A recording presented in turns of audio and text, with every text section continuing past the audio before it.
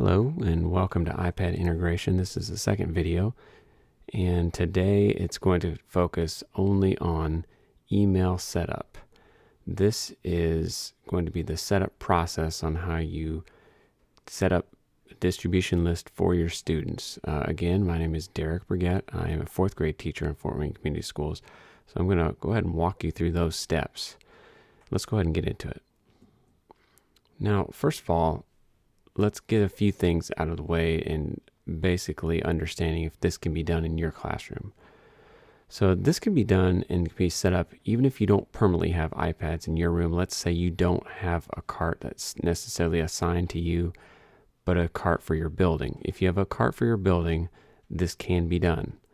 If you don't have the same cart throughout, let's say 1 week you use one cart, and let's say your building has two, and you would like to go and use whatever cart is available, it doesn't have to be that specific iPad every time for this to work for that one kid.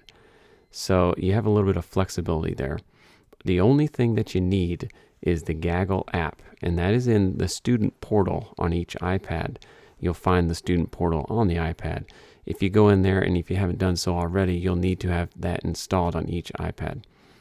Now, when they get to the Gaggle app, all they have to do is enter their email address and password, and we'll get to that a little bit later. Now let's talk about a few advantages to setting up a messaging group as the teacher. The one thing that really I find that it makes everything very, very easy is to send quick classroom emails to your class, whether it be an assignment they want to work on, whether it be a picture that they're going to write about. You can send it very quickly and painless. Also, it makes sending attachments, whether it be pictures, whether it be a PDF, assignments that they need to do, you can send it right out to them, and everybody gets the attachment. Also, it's a one-time setup in your Outlook contacts. It's just a one-time setup, and once you do it, it takes you a few minutes to set it up, but once it's set up, it's there, and you don't have to continue to do it. Then at that point, it makes everything smooth and makes things a lot easier for you as the teacher. And students are already set up with their Gaggle accounts. There's no need for the students to set up anything. Everything is done already. It's just a matter of now using what's already been set up through Gaggle.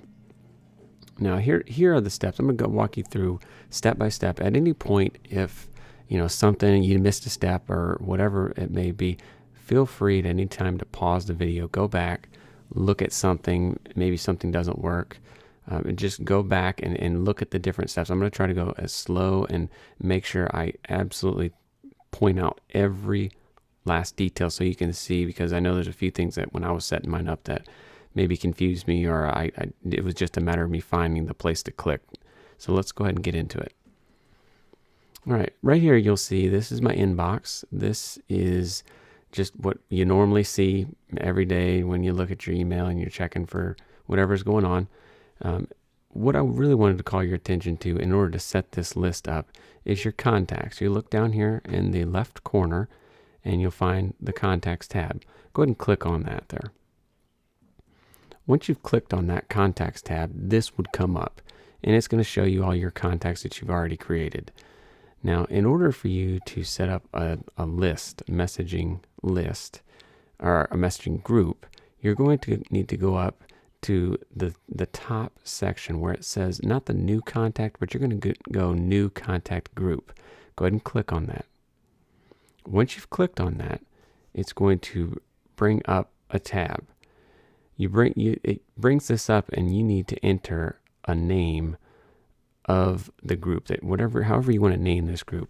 I just put in the name room 1234. You can put your name. I like to put just my class number, the room number of my class. It really doesn't matter, whatever you want to call your group name.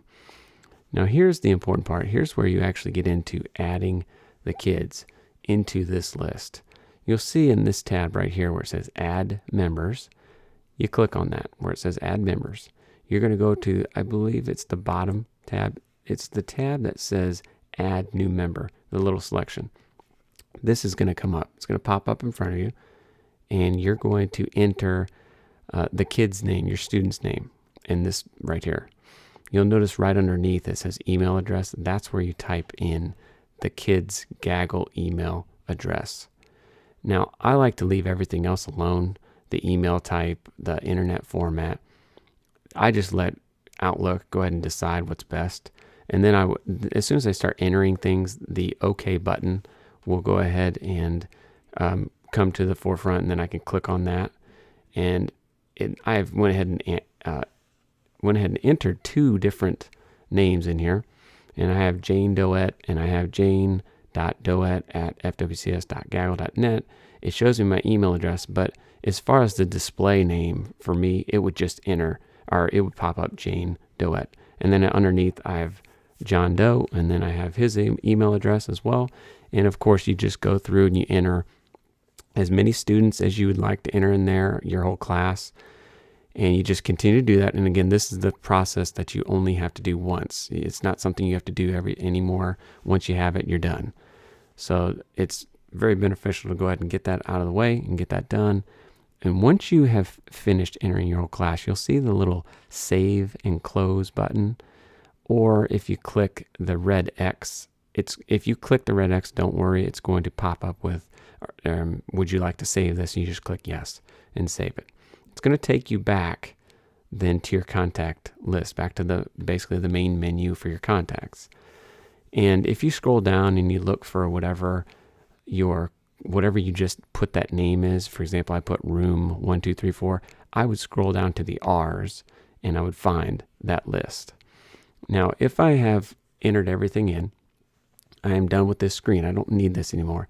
Now, I made the mistake of saying, okay, now how do I get back to my inbox? And I was looking all over, looking at the screen. Well, I should have known it's down here in the bottom left where it says mail.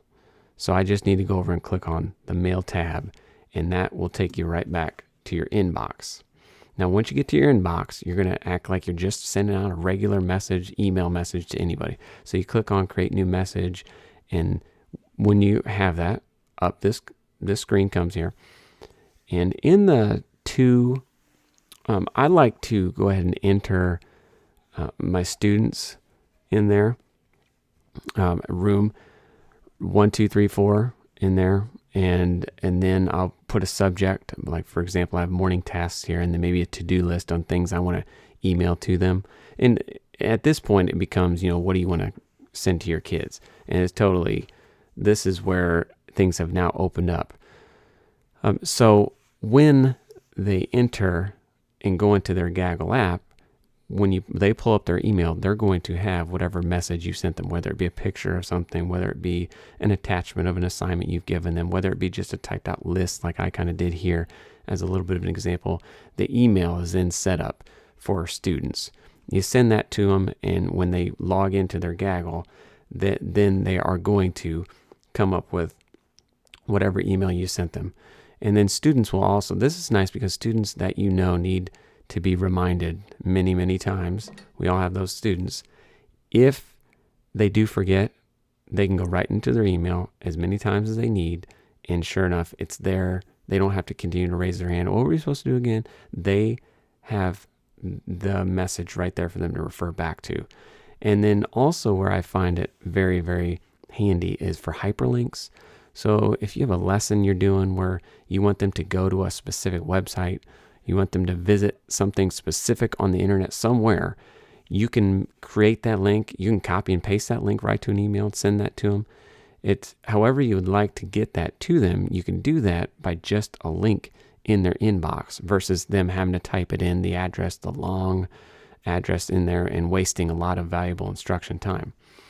I find that very, very handy. For example, we had a student survey that the students had to do.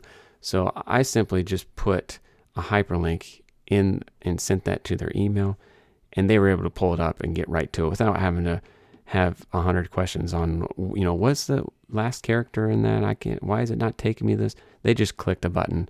They clicked on the screen on their iPad after they logged into their email, and that took them to the website without having for me to go around and help type in different addresses. And again, if you have any questions at all, feel free to email me. I did have one other thing that I wanted to make sure I noted with that setup. It is not necessarily just for sending to kids, sending to your class. This could be something where your grade level, if you have 3 or 4 people in your grade level that you are sent constantly having to type their name into an email, sending that out, you can create this kind of a group list for just your grade level. You can create it if you're a QIT member to create, 8 or 9 email addresses, name it QIT, and then it's always done. You don't have to constantly type these addresses in.